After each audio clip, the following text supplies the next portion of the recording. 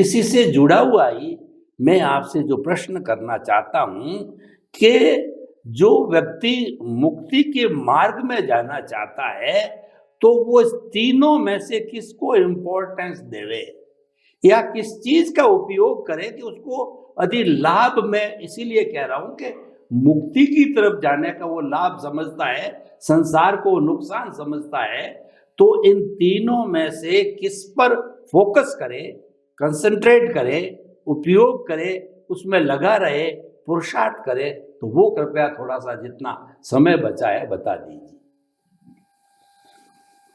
प्रश्न के लिए धन्यवाद।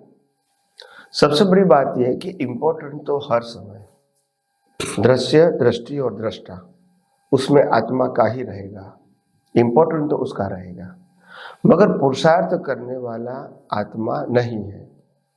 इसीलिए पुरुषार्थ की बात आएगी तो दृष्टि का इम्पोर्टेंट रहेगा, क्योंकि वो प्रकृति के साथ भी जुड़ सकती है और आत्मा के साथ भी जुड़ सकती है। तो पुरुषार्थ के दृष्टिकोण से प्रतिष्ठित आत्मा की वैल्यू है और मूलतः परमात्मा की वैल्यू है। परमात्मा है तो प्रकृति और प्रतिष्ठित आत्मा है, परमात्मा ही नहीं है तो प्रकृति प्रतिष्ठित आत्मा नहीं है।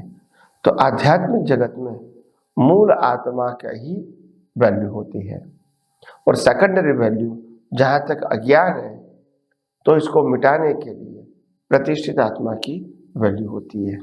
और आध्यात्मिक जगत में प्रकृति की वैल्यू इसलिए नहीं होती है क्योंकि वो परिणाम स्वरूप है और कुदरती रचना है।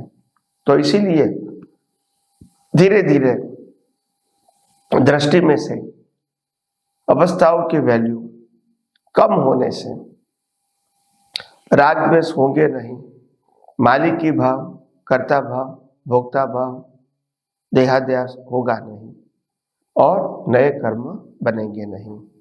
और विज्ञान के उपयोग से आध्यात्मिक डेवलपमेंट बना रहेगा और मिथ्या ज्ञान, मिथ्या दर्शन की अज्ञान धीरे धीरे मिट जाएगा, कम होता जाएगा।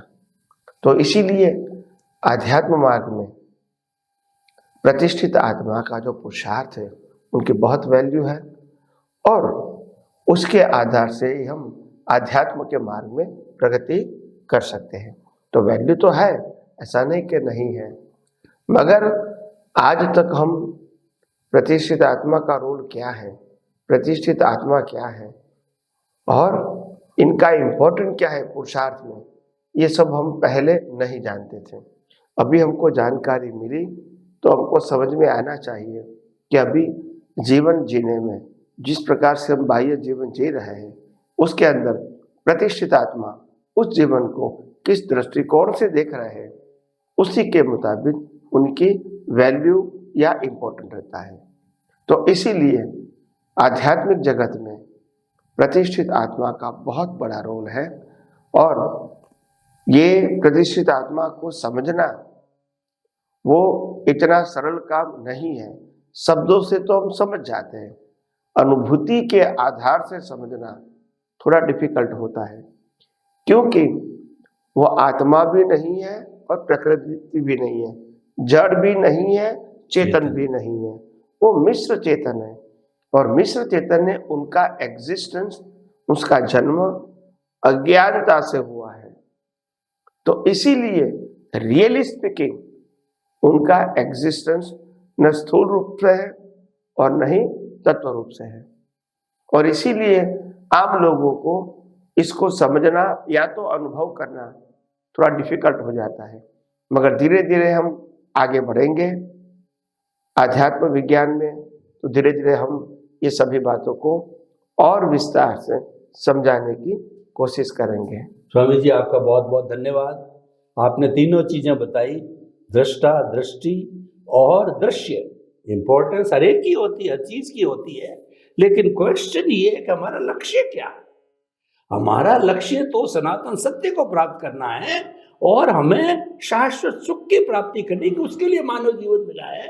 तो जैसे दादा भगवान कहते हैं कि आत्मा में बैठ जा, हम तो अपनी शुद्ध आत्मा के अंदर जाकर के स्थिर हो जावे और शुद्ध आत्मा के साथ ही बंधे रहे, तो एक साधे सब सदे और सब साधे सब जात हमारा ऑटोमेटिकली दोनों अंकुश में आ जाएंगे। वो एक महावत जो अंकुश रखता है, वैसे अंकुश जो है दृष्टा रखता है, तो दृष्टा की तरफ हमारा हर वक्त ध्यान रहना चाहिए। सब समाधान हो जाएगा, हम शाश्वत सुख को प्राप्त कर लेंगे।